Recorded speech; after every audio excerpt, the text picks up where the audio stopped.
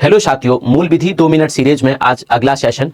आज हम देखेंगे अध्याय 6 बीएनएस का अध्याय 6 मानव शरीर पर प्रभाव डालने वाले अपराध। सबसे पहले इसमें आता है धारा 100 इसमें है कल्पेबल होमिसाइड अर्थात आपराधिक मानव वध। कई लोग कंफ्यूज हो जाते हैं कि हत्या और आपराधिक मानव वध में क्या डिफरेंस है। मानव वध जल्दी से बता देता हूं। मान लीजिए एक रास्ता है और उस रास्ते पर कोई व्यक्ति एक गड्ढा खोद देता है और उसके ऊपर लकड़ियां और घास इस तरह से बिछाता है जिससे किसी को न लगे कि यहाँ गड्ढा है, और कोई व्यक्ति वहां से गुजर रहा है ये जानते हुए कि सड़क ठोस है ना, और वो उस गड्ढे में गिर जाता है और उसकी मृत्यु हो जाती है। तो जिस व्यक्ति ने ये जानते हुए कि किसी से इसकी जान जा सकती है फिर भी ऐसा किया था तो उस व्यक्ति ने आपराधिक मानव वध किया है। तो आपराधिक मानव वध धारा 100।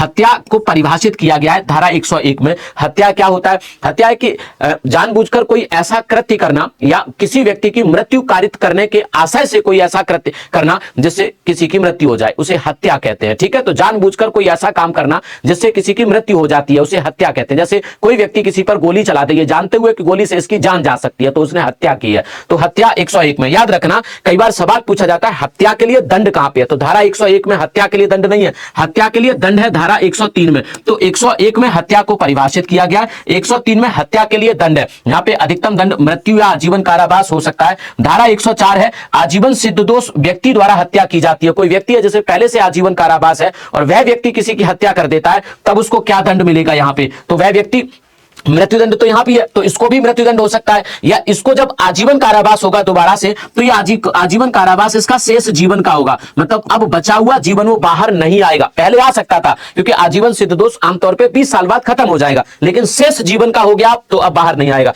तो धारा 104 आजीवन सिद्ध दोष व्यक्ति द्वारा हत्या किया जाना। आगे आ जाते हैं। धारा 107 है किसी शिशु या किसी विकृत चित्त व्यक्ति को आत्महत्या के लिए उकसाना। कोई व्यक्ति है किसी छोटे बच्चे को कहता है कि भाई तू मर जा, है ना, या तू ऐसा कर ले जिससे उसकी मृत्यु हो जाए, तो आत्महत्या के लिए किसी शिशु या विकृत चित्त व्यक्ति को उकसाना। यहां पे 10 साल तक की सजा प्लस जुर्माना या फिर मृत्यु का दंड भी मिल सकता है या आजीवन कारावास भी हो सकता है। धारा 108 है किसी सामान्य व्यक्ति को के लिए हत्या को उकसाना कि भाई तुम हत्या कर लो, या किसी भी प्रकार से आत्महत्या का उसे दुष्प्रेरण या आत्महत्या में किसी भी प्रकार से उसकी सहायता करना। ठीक है, आगे देखेंगे। धारा 109 हत्या का प्रयास है। कोई व्यक्ति अटेम्प्ट टू मर्डर करता है तो उसे आजीवन कारावास या 10 साल तक की सजा हो सकती है। धारा 110 है आपराधिक मानव वध का प्रयास करना। यहां पे 3 वर्ष तक की सजा हो सकती है। धारा 110 आपराधिक मानव वध, धारा 109 हत्या का प्रयास, धारा 108 आत्महत्या का दुष्प्रेरण, धारा 107 शिशु या विकृत चित्त व्यक्ति को आत्महत्या के लिए उकसाना। तो ये सारी बातें आप लोग याद कर लेना और अपने साथी सभी इस कोर्स को ज्वाइन कर लेना क्योंकि इसमें क्लासेस अब आज से शुरू हो चुकी हैं।